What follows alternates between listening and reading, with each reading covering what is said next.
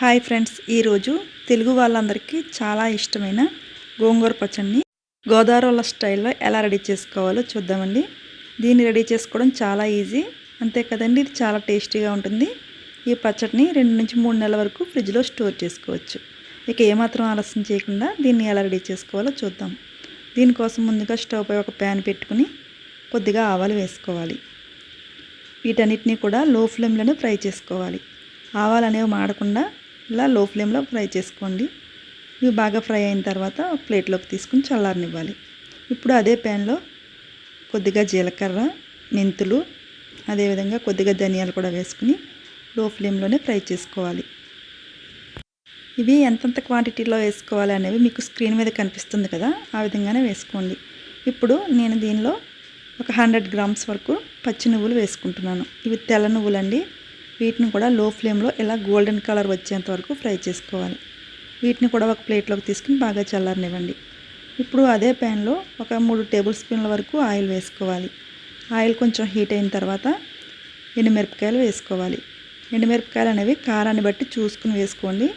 నేను ఇక్కడ గోంగూర 2 పెద్ద కట్టలు తీసుకుంటున్నాను కాబట్టి ఒక 50 నుంచి 100 గ్రాముల వరకు వేసుకుంటున్నాను. ఈ ఎండుమిరపకాయలు అనేవి అస్సలు మాడకుండా లో ఫ్లేమ్లో దోరగా వేయించుకోండి. వీటిని కూడా ఒక ప్లేట్లోకి తీసుకోవాలి. ఇప్పుడు అదే ప్యాన్లో ఇంకొంచెం ఆయిల్ వేసుకుని ఇలా శుభ్రం చేసుకున్న గోంగూరను వేసుకోవాలి. నేను ఇక్కడ తీసుకున్న గోంగూర 2 పెద్ద కట్టలండి. ఇది పుల్ల గోంగూర అంటారు. ఇది కొంచెం పుల్లగా ఉంటుంది కాబట్టి చింతపండును వేసుకొని అవసరం లేదు. మీరు కావాలంటే పులుపు ఇష్టపడే వాళ్ళైతే కొద్దిగా చింతపండును కూడా ఈ గోంగూరతో పాటే కొంచెం వేసుకోండి. ఈ గోంగూర ఉడికేలోపు మనం ముందుగా ఫ్రై చేసుకుని ఉంచుకున్న వీటిని మిక్సీలో మెత్తగా గ్రైండ్ చేసుకోవాలి. ఇప్పుడు మనం దీన్ని మెత్తని పౌడర్లా గ్రైండ్ చేసుకోవాలి. మనం ఇక్కడ నువ్వులు వేసుకున్నాం కాబట్టి ఈ విధంగా కొంచెం పేస్ట్లా కనిపిస్తుంది.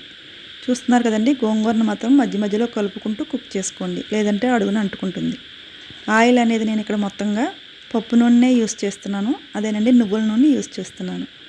దీనిలోనే రుచికి సరిపడగా సాల్ట్ వేసుకోవాలండి. గోంగూర ఉడికేటప్పుడు సాల్ట్ వేసుకుంటే గోంగూర అనేది త్వరగా మగ్గుతుంది. ఇప్పుడు దీన్ని ఇలా మ్యాష్ చేసుకుంటే బాగుంటుంది. మీరు కావాలంటే దీన్ని మిక్సీలో కూడా వేసుకోవచ్చు, కానీ మరీ మెత్తగా పేస్ట్లా చేయకుండా బరకగా ఉంటేనే ఈ గోంగూర పచ్చడి అనేది చాలా టేస్టీగా ఉంటుంది. చూస్తున్నారు కదా, ఆల్మోస్ట్ నేను ఇక్కడ బాగా మెత్తగానే చేసేసాను. కొంచెం ఆకు అనేది ఇలా కనిపిస్తూ ఉండాలి. మీరు కావాలంటే మిక్సీలో వేసుకోండి. గోంగూరలో ఐరన్ కంటెంట్ అనేది ఎక్కువగా ఉంటుంది. అదేవిధంగా మనం దీనిలో నువ్వులు యూస్ చేసాం కాబట్టి దీనిలో కాల్షియం కూడా ఉంటుంది. ఇప్పుడు మనం ఇలా మ్యాష్ చేసుకున్న తర్వాత ముందుగా గ్రైండ్ చేసి ఉంచుకున్న కారం పౌడర్ని అంతటిని వేసుకోవాలి. నేను దీనిలో నువ్వులు యూస్ చేశాను కదా, మీలో ఎవరైనా ఇలా నువ్వులు యూస్ చేసి గోంగూర పచ్చడిని రెడీ చేశారా? చేసి ఉంటే నాకు కామెంట్స్లో తెలియచేయండి. అదేవిధంగా మీరు ఎలా రెడీ చేసుకుంటారో కూడా చెప్పండి.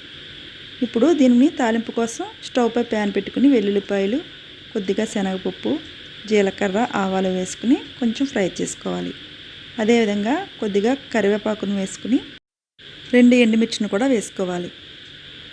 ఇప్పుడు దీనిలో కొద్దిగా ఇంగువను కూడా వేసుకోవాలి. ఇంగువను వేసుకోవడం వలన పచ్చడి అనేది చాలా టేస్టీగా ఉంటుందండి. మీరు కూడా ఒకసారి తప్పకుండా ట్రై చేయండి. మీలో ఎవరైనా మా ఛానల్ను ఇంకా సబ్స్క్రైబ్ చేయనట్టయితే వెంటనే సబ్స్క్రైబ్ చేసి సపోర్ట్ చేయండి. చూస్తున్నారు కదా, వేగిన తాలింపుని మనం పచ్చడిలో వేసుకుని బాగా మిక్స్ చేసుకోవాలి. దీనిలో మనం నువ్వుల నూనె యూజ్ చేసుకుంటేనే పచ్చడి అనేది చాలా టేస్టీగా ఉంటుంది. నువ్వుల నూనె లేకపోతే వేరుశనగ నూనె కూడా వేసుకోవచ్చు. తాలింపు అయిపోయింది కదా అని వీడియోని స్కిప్ చేసేయకండి, ఇంకా ఉంది. 2 ఉల్లిపాయలను ఇలా చిన్నగా ముక్కలుగా కట్ చేసుకుని మిక్సీ జార్లో మెత్తగా గ్రైండ్ చేసుకోండి.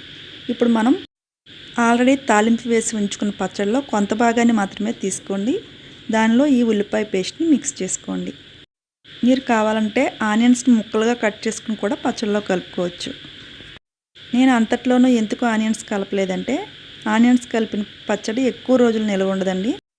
అందుకే కొంత పచ్చడి మాత్రమే ఆనియన్స్ పేస్ట్లో మిక్స్ చేశాను. ఆనియన్స్ కలిపిన పచ్చడి అయితే ఫ్రిడ్జ్లో స్టోర్ చేసుకుంటే 2 నుంచి 3 నెలల వరకు ఉంటుంది. పొడి చెంచాలను మాత్రమే తడి లేకుండా యూస్ చేయాలి. ఈ పచ్చడిని చూస్తుంటే మీకు కూడా వెంటనే తినాలనిపిస్తుంది కదా. ఇక ఏమాత్రం ఆలస్యం చేయకుండా మీరు కూడా గోంగూరను తెప్పించుకుని పచ్చడి చేసుకుని ఎంజాయ్ చేయండి. Thanks for watching this. Bye.